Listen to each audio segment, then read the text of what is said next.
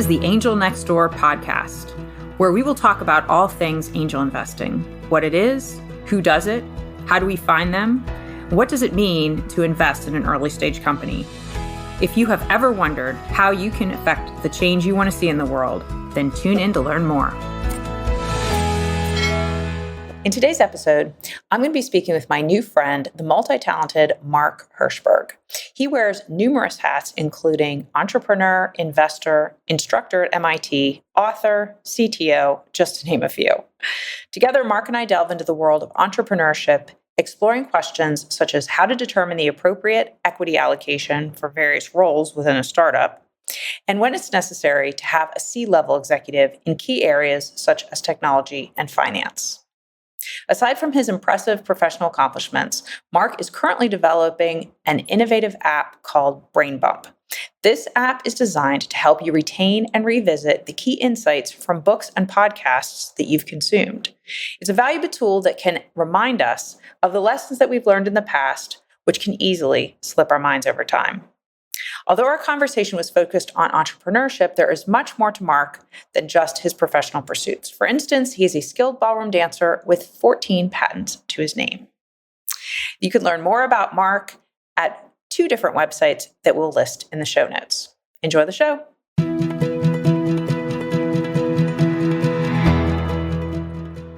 Well, hey, Mark, welcome to the show. Good to talk to you again. Thanks for having me. It is my pleasure to be here. So, Mark, as you know, this is the Angel Next Door podcast, and we're talking to people about how they learned about angel investing, how they got involved. So maybe tell us a little bit about your journey. I fell into it when I was graduating MIT in the 90s. I ruled out going to Wall Street. I ruled out going to classic tech, which back then was Microsoft, IBM, and I ruled out consulting. So as someone with a computer science degree, I just kind of fell into something called a startup. It wasn't even a very common term back then, but I got into it and found that's what I really enjoy doing. These small companies, these very volatile, high growth kind of things. And so that's right at the start of my career, how I get involved with startup companies.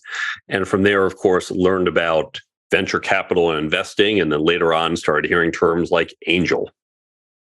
Interesting. Wow. So from a very early time, but on the entrepreneurial side to start. Yeah, really, even today, I am a founder, an operator. I have worked as an investor. I actually spent some time with some folks running an investment fund, and I do some angel investing, but I am really at my heart, I'm someone who likes to run and execute on businesses. Nice. So maybe you can give us a little bit of an insight from an entrepreneurial perspective, since you've sat on both sides of the table. I think having that entrepreneurial background has been really helpful. When I first started investing, what do you do as an investor? You sit there and you look at business plans. You try to figure out, is this company viable? Well, that's what I was doing as an executive.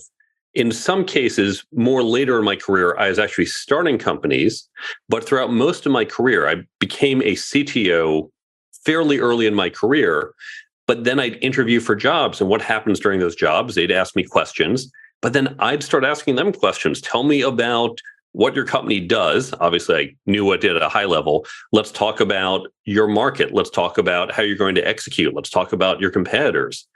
And because I was really putting my primary income at risk, what are the chances this company will be around in 2 years, or the equity piece that they're giving me, that was a potentially significant portion of my compensation. I had to evaluate it. And so as an employee, as an executive, I was evaluating literally hundreds of startups to figure out what do I think is viable. Obviously, I had the extra constraint of, do you actually need someone like me and want to hire me? But Right. That gave me a lot of experience for when I started investing. I love that. So some of the things that you just said are really interesting. We've never really talked that much on the show yet about the whole equity piece and what that means to founders, what it means that even when an angel is looking at potentially investing in a company, what is the kind of right amount of equity for each role in a startup? Maybe you can kind of like just give us some of the demystifying there, because it seems like it depends kind of thing. It can depend a bit. There are some rules of thumb. Now, I'll note at the angel level, it's usually easiest, I'm sure you've talked about this, easiest to skip any sort of valuation of the company and really just do convertible debt, because we're just beyond that drawing on a cocktail napkin. Let's not try to ascribe value. And so if you're putting in X dollars, let's just give you a discount against the next round with all the standard terms we see in safe notes and convertible debt. But an employee, we don't do that. If I was trying to hire someone early on, that's a question of, how much. You can't say, well, we'll give you some number in the future based on where evaluation comes in. They need hard numbers. The rule of thumb, the anchor point I go off of, is when you're at the A round. And I'll talk about the A round, and then we can talk about how it changes for later rounds and for earlier rounds. So for an A round, when you close that A round, typically the company itself is going to set aside a pool of around 10 to 15%. Those are your employee options for future hires. And when you're bringing on executives, or really any folks, typically someone at the C level is going to get somewhere around 1 to 5%. That 5% might be if you're bringing on a new CEO or CFO maybe, or COO, who's going to be that really senior person that's needed to drive the business. Most likely you're looking at maybe 1 to 2% for just a VP of marketing or head of marketing or someone leading customer success or VP of finance. CTO, we do tend to be a little higher, usually closer to that 1.72% range, just because technology is usually one of the more core pieces. So you'll find you're getting a percent to 1 to 2, 3% for most of those executive roles. As you go down, if it's C level versus VP, you might shave off a little of that, take off a quarter point or half a point. As you get down to director level, and this is still you're an A round funded company, you probably just closed your financing in the last 6, maybe 12 months. A director or a key hire, maybe it's a key technologist or someone who's going to be a strategic account person with a great Rolodex, that person might be looking at half a point to 3/4 of a point. And then you go down from there, you might get some more senior people who are coming in at a quarter point or so. Now, this is all at the A round. As you get further away from that A financing, as you get more than 6 or 12 months out, as you get to certainly a B and C level, you just start knocking that percentage down. You just start taking it down, and it's really dependent on how quickly you're growing, how important this role is. When you're rolling back to a seed round, obviously these numbers are much higher. And so you might look and say, we need to go a couple percent for even a VP level person. And for someone who's kind of leading a department, you might get to a couple percentage points. This is for a non-founder who's joining at the seed level, who's doing the ramen noodle level salary, or maybe a little better than that, but they're dependent on equity.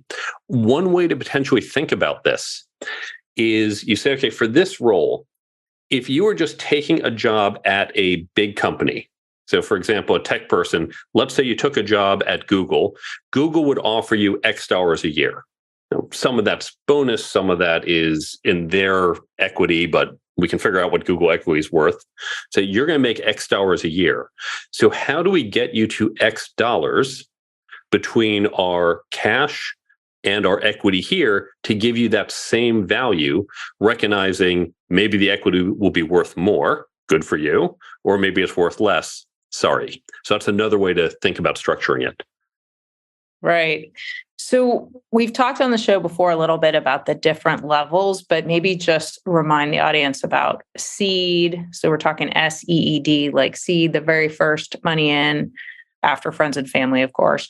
And then you've got a series A, and then the later rounds B, C. So maybe explain a little bit about like what levels of money in that would be. Or now seed, which sometimes can be in conjunction with friends and family or sometimes comes after. Typically, seed funding is going to be anywhere from about $250,000 to these days. I've seen seed rounds. I call it seed, even when they're at 1 to 2 million. I Right. usually think of it as six figures, Yeah. 250, 500, but you do see some seed rounds get into the millions. That's usually happening.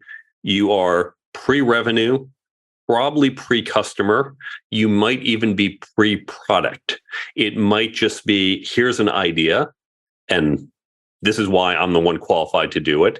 It might be you have some type of prototype, but you're certainly not going to be generating lots of money. That's pretty rare. It can happen, but it's usually pretty rare. So this is very high risk. And what I tell people doing seed investing, it should definitely be money you can part with. Don't do it because you think you're going to get super rich. Do it because you find it interesting, you believe in it, and you want to be helpful to these people and supportive.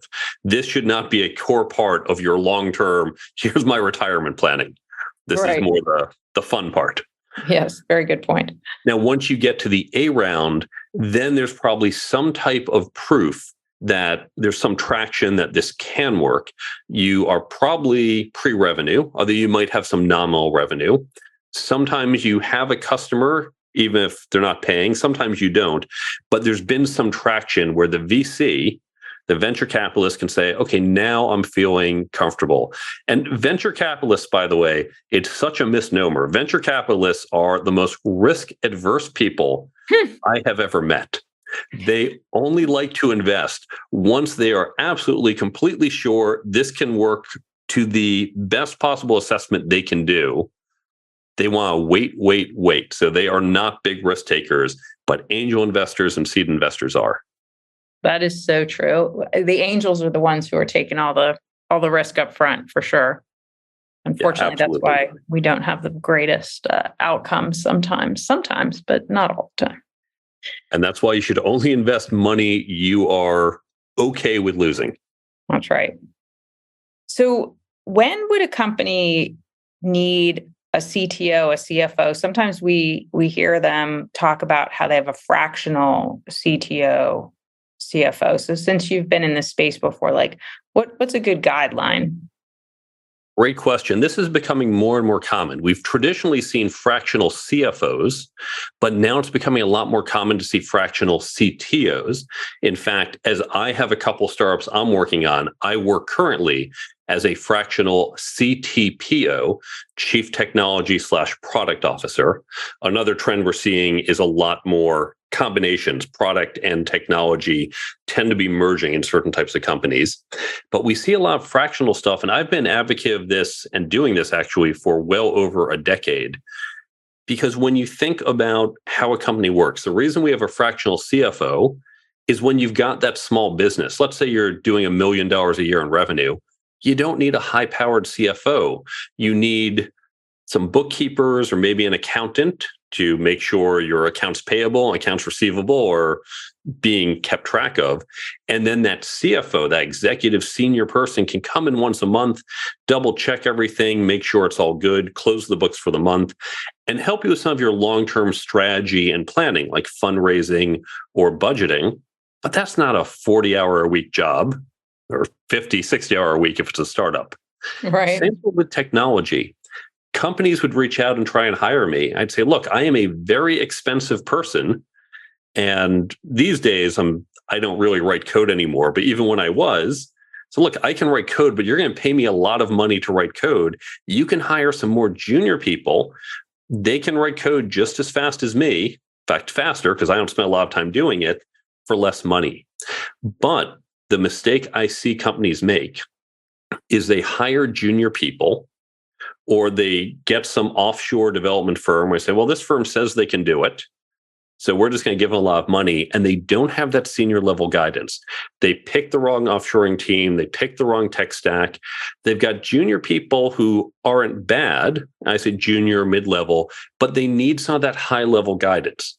And again, it's not a 40-hour-a-week job, but you need someone senior anywhere from 2 to 10 hours a week to help do the larger architecture, the planning, to think through, here's how this decision will impact things 12 months down the road, 18 months down the road. So how do we want to make this decision? And the more junior folks might not think that through. And that's why you want that senior guidance. But this way you're paying for really the optimal value you're getting from that fractional CTO or CPO. And I see it as well with customer success or marketing or others. So I think a lot more startups are going to be focused on fractional executives. And that makes so much sense. I mean, these startups are fragile and run out of money so fast, and they have to be so careful, especially in today's market. I've seen a lot of companies just in the last 2 months since the beginning of 23 who have been out there trying to fundraise, and they're raising on the same terms they were raising on like a year ago. Yeah. Even though they've had milestones and they've hit, some definitely better things happening in their world. But well, certainly when we're recording this in 2023, we've seen a lot of skittishness on the part of the venture capitalists to really kind of commit to things given what's happening with the market. So there's been, I feel like we've been stuck in molasses for a while, but yes. I'm seeing more and more companies who are doing these fractional roles. Some of the companies that I am consulting to, it's me and a whole bunch of other fractional people, and there's hardly any full-time employees. Everyone is basically a contractor, and it gives such great flexibility. Not only are you limiting the amount of cash that you have to spend, and you can get a very clear ROI, but it gives you the ability to pivot, to turn up, to turn down, say, hey, we want to focus less on this, more on that, in a way that's much easier than if you're doing traditional hiring and layoffs. Yeah. So since we're talking about tech and building that out, tell us a little bit about BrainBump. One of the 2 startups that I'm working on now, I have 2 of them, and one of them is BrainBump. And that's an app I created rather unexpectedly. I wrote a book based partially on a class I've been teaching at MIT for years. I turned inspired by that class. I created the book, and I've been going out doing speaking and podcasts and getting into understanding the world of podcasters and speakers and authors. One thing that I realized quickly, and this comes partially from years of teaching, but then as I looked at the world and how these things work, is we often read a book and then quickly forget what we read. In fact, we listen to podcasts, and I hope everyone remembers the great value we're talking about on this episode and on all your prior episodes. But realistically, are you going to remember this 2 days from now? You're probably going to forget most of it. And that's a problem.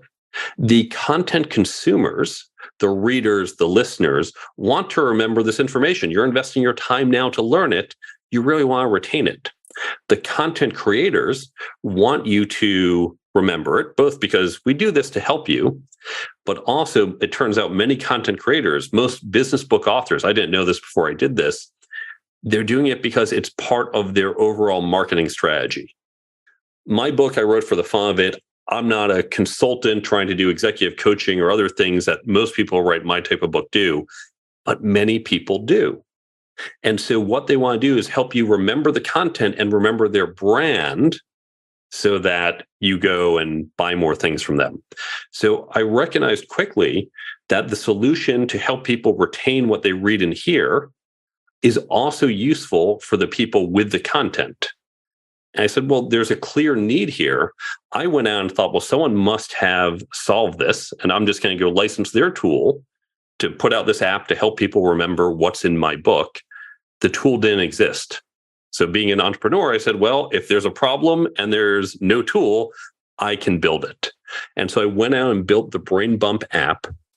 And what the app does, it's a cross between a summary app, a flashcard app, and a daily affirmation app. It takes the key ideas from books, blogs, podcasts, classes, and talks. It puts those ideas into effectively little flashcards, not question answer, just kind of here's the tip, here's the thing you want to remember. And then the content consumer, the person using the app, can either go in and pull up the information as needed. So for example, if you're about to walk into a networking event, you can open the app, go to the networking tag tips, And oh, good, there's all the networking advice I wanted to remember that I read months ago and forgot. You can pull it up just in time. Or you can set up that daily affirmation where at a time you choose, you get a reminder each day about something to keep in mind. So if at 5 o'clock each day, that's when you review pitches, because you're looking at doing angel investing. If at 5 o'clock, right as you get into that mindset, you got a reminder, a little tip from this particular podcast, that's going to be very relevant and help you focus and help you remember relevant information when you need it. That is pretty cool. So now we're going to put the links in the show notes, and at the end of the episode, we'll go over how people can find it. So you're looking for users and you're looking for content creators to put their content on it as well? For both. I have a history of building double-sided marketplaces where you have supply and demand. And this is another version of it, where here we have supply. I need to get more content creators, podcasters, speakers, authors, bloggers to put their content onto the app. And I also need to get content consumers, app users who want to sign up. And of course, anytime you have a double-sided market, you always have to worry about the chicken and egg problem. Because if I got lots of users, but not enough content, the users are going to say, well, this is worthless. If I got lots of people putting content on there, but then there's no users, they're going to say, wait, why do I want to put content on there in the first place? No one's going to see it. So I have to carefully balance the two, but I am actively growing both sides of this marketplace. Very interesting. And what kind of response have you been getting? Like, what are the things that people are most interested in getting reminders about? To meet that chicken and egg challenge, and for anyone building a marketplace, you have to start narrow. I've built a number of labor marketplaces, lead marketplaces, data marketplaces. In this case, we're starting with business content. Now, business is still broad. It includes things like investment advice, includes marketing, careers, leadership, entrepreneurship. We have all that content in there. What we don't currently have is relationship advice, marriage advice, or how to raise children.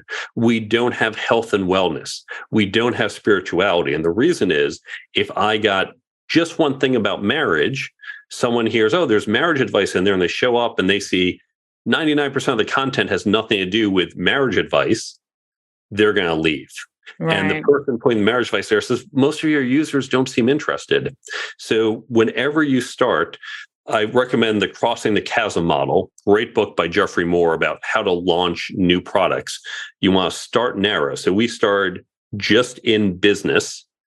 And then later this year, once I get even just 4 or 5 pieces of content, and content here again refers to books, podcasts, blogs, areas where there's multiple tips coming from them in one of these other verticals, then I can launch the vertical and say, now I've got enough that's not just a one-off, and we'll launch that category and we'll get people into that category. So at the moment, just business content, but we're seeing lots of demand. And what's great is when someone shows up, most of the content in there is relevant to them in some way. So there's a lot of overlap. That's pretty cool. I love it. So what is the other startup then that you're working on? The other startup is one I'm doing with a guy we've done prior companies before. We both have backgrounds in cybersecurity. And so we began looking at a new type of secure communication. In fact, we have some prior patents in this area, but we went out, we spoke with some VCs, we got some feedback, and then saw there was some question about how we're going to launch that. It was interesting. Everyone said, we totally believe in this product. There's a need for it. We believe in the two of you. You have the track records, the knowledge, the capability to do it. But they were a little concerned about the go-to-market that we were presenting. They were just hesitant about that. And this is where investors, even when I say it's a good product, we see the need, we see the market, we see your capability. If you haven't ticked off every box, they say, well, there's a risk. How you first launch is a problem. And just to give an example, if you look at a company like eBay, eBay works great when you have 10 million people on eBay. The problem is when eBay launched, they said, well, how do you get the first 1,000 people to sign up? Right. That's what we're about. The go-to-market strategy is usually a very important question. So they had concerns. And as we looked at ways to alleviate those concerns, we saw an opportunity and did a pivot. And so shifted into a slightly different initial market for our product. We still have our long-term vision of something we can do with that down the road, but this then becomes year 2 or 3. But our initial product and what we're focused on in the short term, also in the cybersecurity space, but we see a bigger need for it based on that pivot opportunity and based on some things that have happened in the market. So that's a company. Our name is Vodex, Vodex. But at the time you and I are recording this, I don't think we even have our website live yet because we're still very early. So we should just be on the lookout for what happens down the road. So what are the things that keep you up at night related to cybersecurity? This is always a scary question. There's a lot. If you think about security in general, if you think about the US in general, we have been in such a privileged position. If you think, for example, about the global wars of the past few centuries, the US was very rarely invaded. The British in 1812, Japanese Pearl Harbor, there was one balloon that hit the West Coast. But for the most part, there was not a large invading force. And even today, if someone wanted to invade the US, we'd see the ships coming. We are distant from the attackers that we could see them coming and have time to plan. And in fact, it's costly for them to get over here. Right. This is also on a local level. When you lived in a town in the 1960s, who were you worried about? Well, the criminals within driving distance.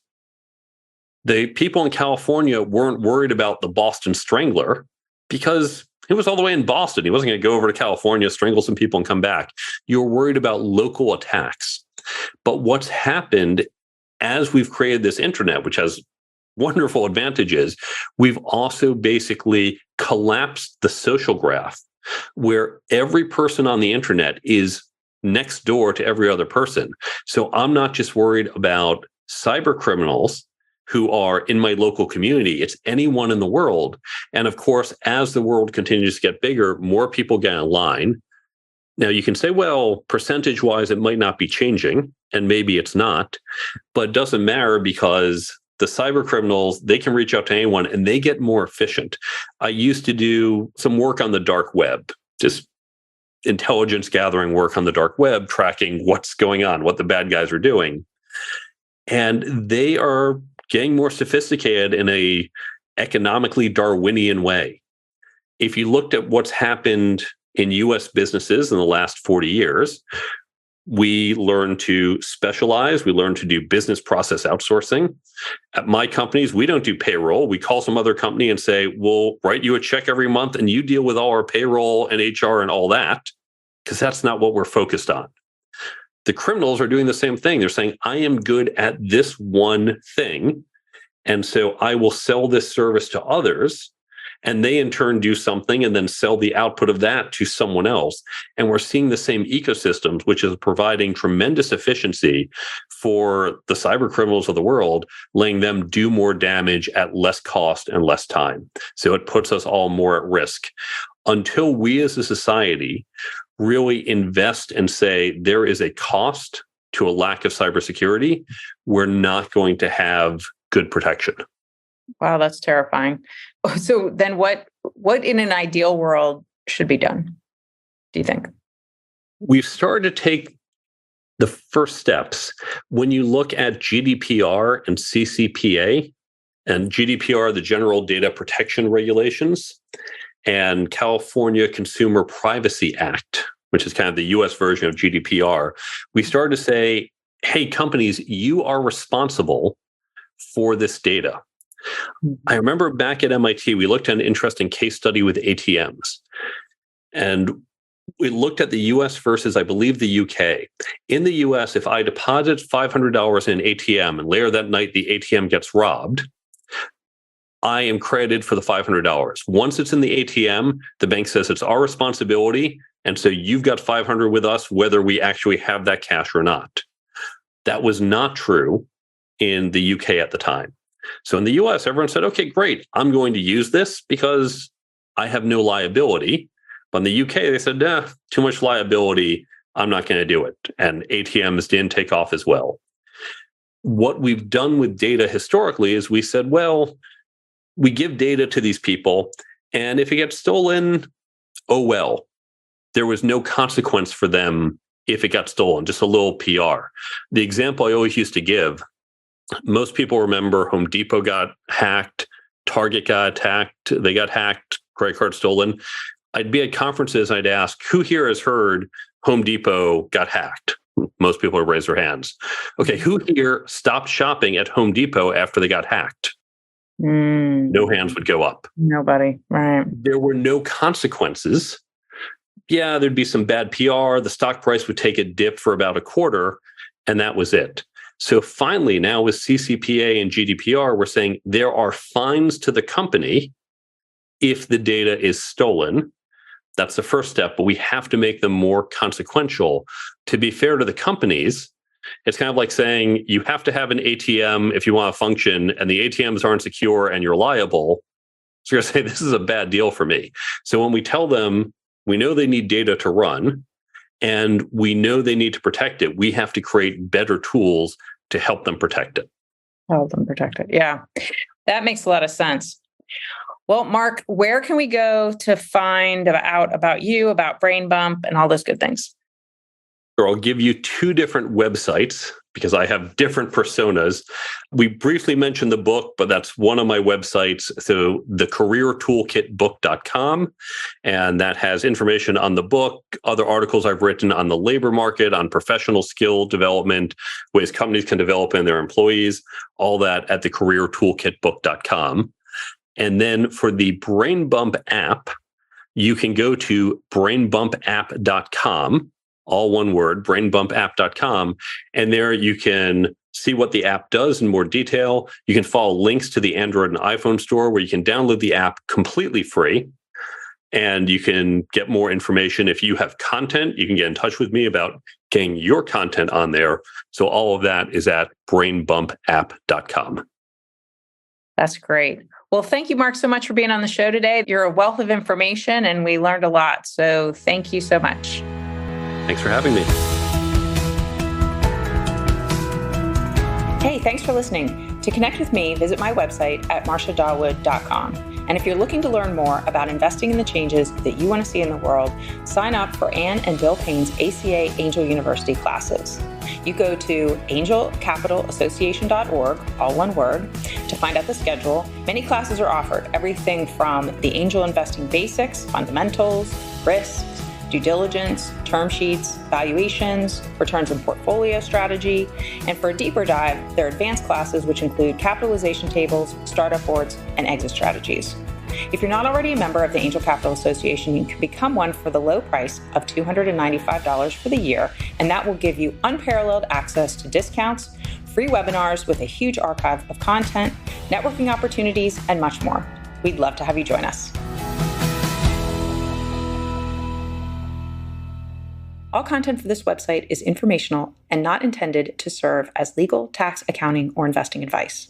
While Marcia, that's me, does serve on the SEC Small Business Capital Formation Advisory Committee, my views are my own and not the views of the SEC or my fellow colleagues on the committee.